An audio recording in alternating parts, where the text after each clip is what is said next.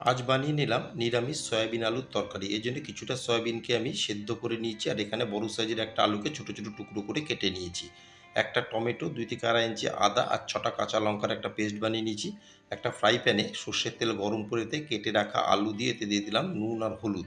দিয়ে নেড়েচেড়ে আলুগুলোকে লালচে করে ভেজে নিয়েছি। ওই ফ্রাই প্যানেই আমি এখন সয়াবিনগুলোকেও হালকা করে ভেজে নিলাম।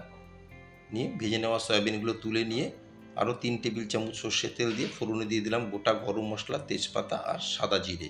দিয়ে ফোড়নকে নেড়ে চেড়ে ভেজে নিয়ে এতে দিয়ে দিলাম টমেটো, আদা আর কাঁচা লঙ্কার পেস্ট দিয়ে কষিয়ে নিয়ে এতে দিয়ে দিচ্ছি গুঁড়ো মশলা।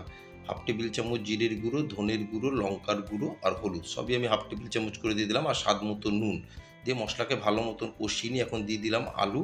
দিয়ে আলুকে সাথে মশলাকে ভালো মতন কষিয়ে নিয়ে এখন দিয়ে দিলাম ভেজে রাখা সয়াবিন। সয়াবিন আর আলুকে মশলার সাথে ভালো মতন কষিয়ে উষ্ণ গরম জল দিয়ে একটা কভার দিয়ে ৮ থেকে ১০ মিনিট রান্না করে নিলাম।